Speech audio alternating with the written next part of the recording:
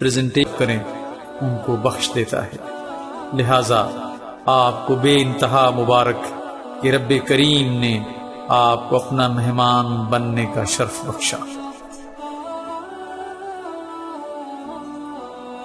سب سے پہلے میں حج کی مختلف اقسام کا مختصر تعارف کراتا ہوں۔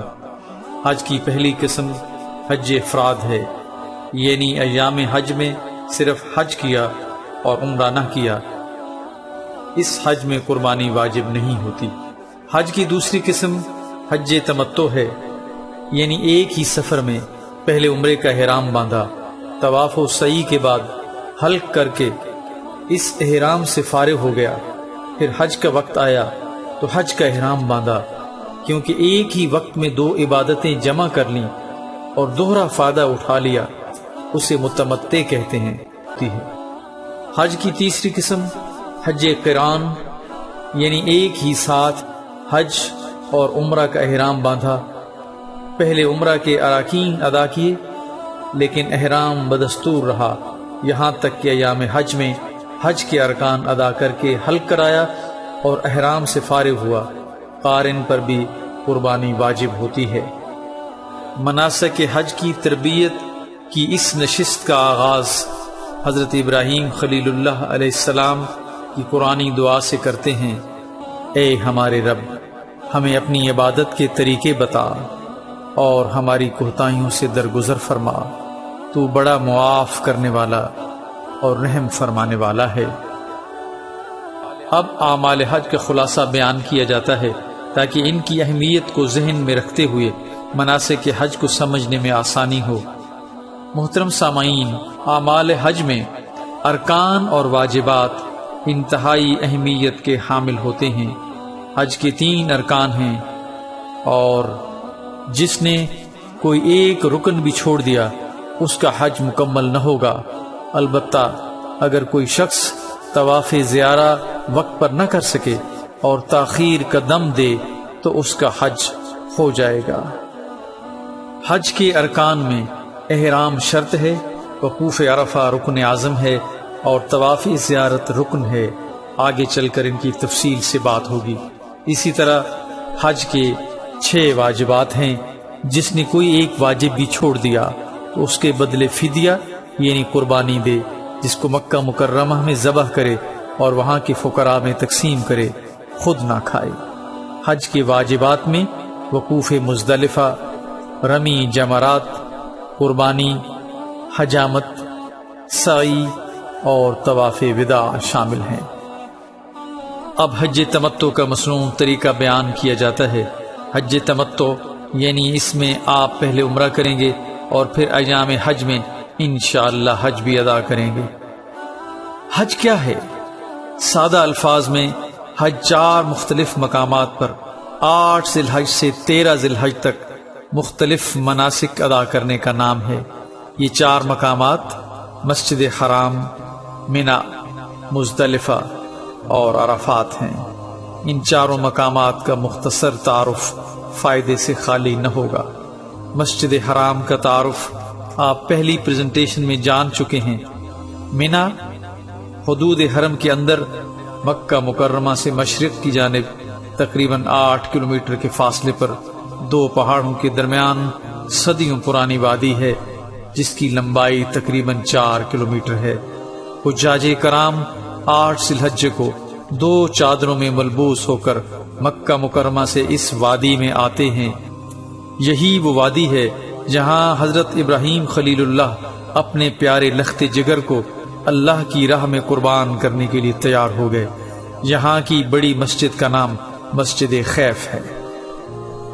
مزدلفہ کا میدان منا کی وادی سے بالکل جڑا ہوا ہے اور یہاں سے میدان عرفات کا فاصلہ تقریباً 9 کلومیٹر ہے۔ یہاں کی بڑی مسجد کا نام مشعر الحرام ہے۔ خواتین و حضرات، عرفات کا میدان حدود حرم سے باہر واقع ہے۔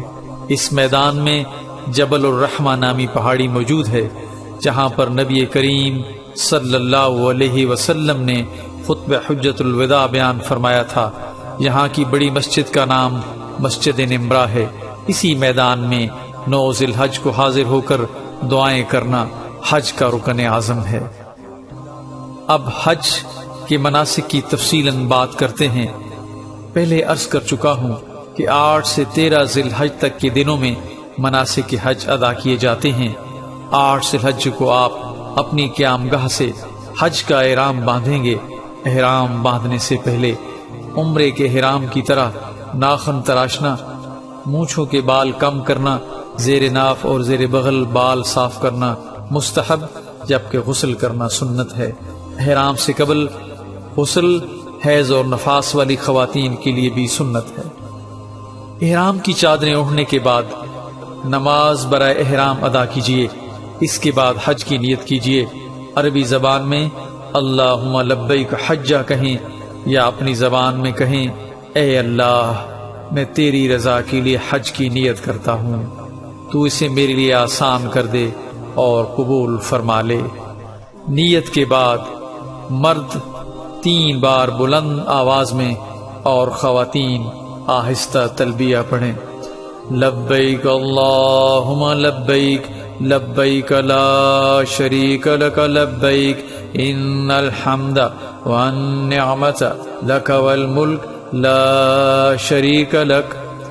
تلبیہ پکارنے کے بعد دعا کرنا سنت عمل ہے۔ آپ نے مکہ مکرمہ میں اپنی رہائش گاہ سے منا روانہ ہونا ہے۔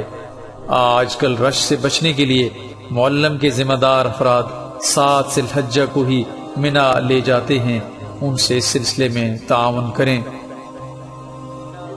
منا جاتے ہوئے آپ صرف ضروری سامان لے کر جائیں، جس کی فہرست میں شلوار قمیض 1 عدد، جوتا 1 عدد، حجامت کا سامان، بلیڈ، سیفٹی ریزر، کینچی وغیرہ، گرم چادر 1 عدد، سردیوں کے موسم کے لیے چھتری 1 عدد، برتن 1 پلیٹ، مگ اور چمچ، متفرق سامان، ٹیشو پیپرز، کھانے پینے کی اشیاء یعنی بسکٹ، ڈبل روٹی وغیرہ، دعاؤں کی کتاب، کنکریوں کی تھیلیاں، صابن بغیر خوشبو، شیمپو، چاقو، چھری، ادویات، تکیہ، موبائل فون اور 1 ایکسٹینشن بورڈ اور بیٹری، چٹائی، ٹوتھ پیسٹ اور ٹوتھ برش۔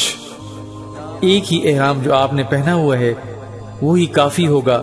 اگر خدا نخواستہ نیچے والی چادر پاک نہ رہے تو اوپر والی چادر نیچے باندھ لیں اور دوسری چادر دھو اور نچوڑ کر اوپر کر لیں، تھوڑی ہی دیر میں خشک ہو جائے گی۔ منا جانے کے لیے آپ کا معلم بسیں فراہم کرے گا۔ رش کی وجہ سے بسیں عموماً دیے گئے وقت سے تاخیر سے آتی ہیں، اس سلسلے میں صبر کا مظاہرہ کریں۔ چونکہ منا پاکستانی سرکاری رہائشوں سے قریب ہی ہوتا ہے، لہٰذا اگر آپ کو منا میں اپنے مکتب کا اچھی طرح علم ہے تو اپنے دوستوں کے ہمراہ پیدل بھی جا سکتے ہیں۔ سفر چاہے جس طرح کریں، لبیک محبت سے اور زور سے پکارتے ہوئے جائیں، کیونکہ یہ عمل رب کریم کو بہت پسند ہے۔ یوں حج کے پہلے دن آپ مکہ مکرمہ سے منا پہنچیں گے۔ یہاں آپ 8 ذی الحج کی ظہر، عصر، مغرب، عشاء اور 9 ذی الحج کی فجر کی نماز اپنے اپنے وقت پر ادا کریں گے۔ حج کے ایام کا زیادہ تر وقت آپ منا میں بسر کریں گے، لہذا یہاں کے بارے میں کچھ ضروری باتیں ذہن نشین کر لیں تاکہ آپ کو کسی قسم کی دشواری نہ ہو۔ سب سے پہلے منا حدود بورڈ کی تصویر دیکھیے۔ اس سلائیڈ میں دائیں طرف منا کی حدود شروع ہونے اور بائیں طرف منا حدود ختم ہونے کا بورڈ دکھایا گیا ہے۔ دونوں بورڈوں پر ایک مربع نما شکل منا کے میدان کو ظاہر کرتی ہے، جبکہ حدود شروع ہونے والے بورڈ میں ایک تیر مربع شکل کے اندر کی طرف جاتا دکھایا گیا ہے۔ اگر یہ بورڈ آپ کو نظر آئے تو اس کا مطلب یہ ہے کہ آپ منا کی حدود سے باہر موجود ہیں۔ اس سلائیڈ کے بائیں جانب تیر کا نشان مربع شکل سے باہر نکلتا دکھایا گیا ہے، یہ منا کی حدود کے خاتمے کو ظاہر کرتا ہے۔ اگر آپ کو یہ بورڈ نظر آئے تو اس کا مطلب ہے آپ منا کی حدود کے اندر موجود ہیں۔ پاکستان روانگی سے قبل آپ کو اپنا مکتب نمبر اور بلڈنگ نمبر بتا دیا جاتا ہے۔ یاد رکھیے، بلڈنگ مکہ مکرمہ میں آپ کی رہائش گاہ ہوتی ہے، جبکہ مکتب منا میں آپ کی قیام گاہ ہوتی ہے۔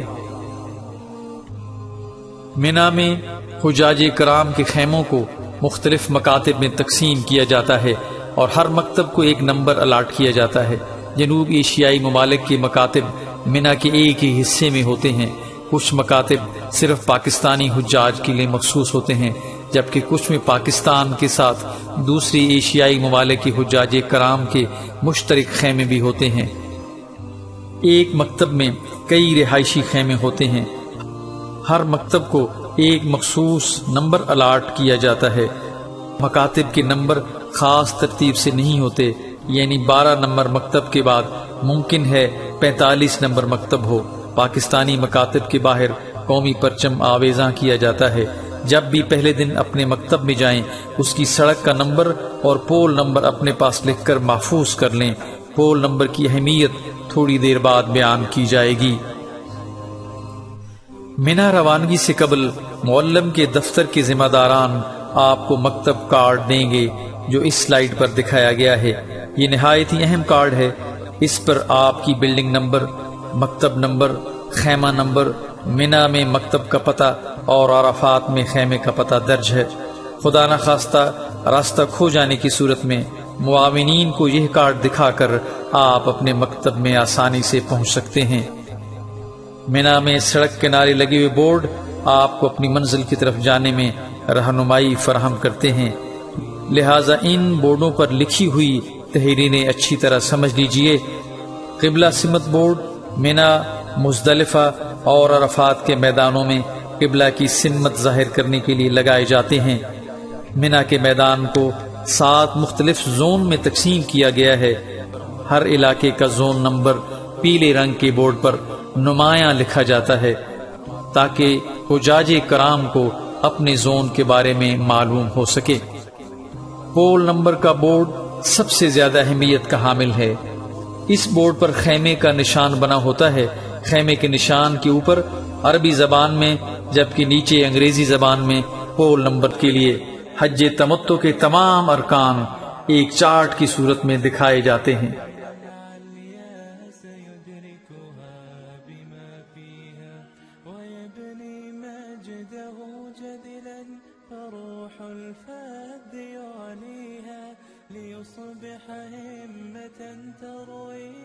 الحمدللہ آپ کا حج مکمل ہوا۔ اللہ تعالی آپ کا حج مبرور کرے، آمین۔ ربنا تقبل منا انك انت السميع العليم وتب علينا انك انت التواب الرحيم۔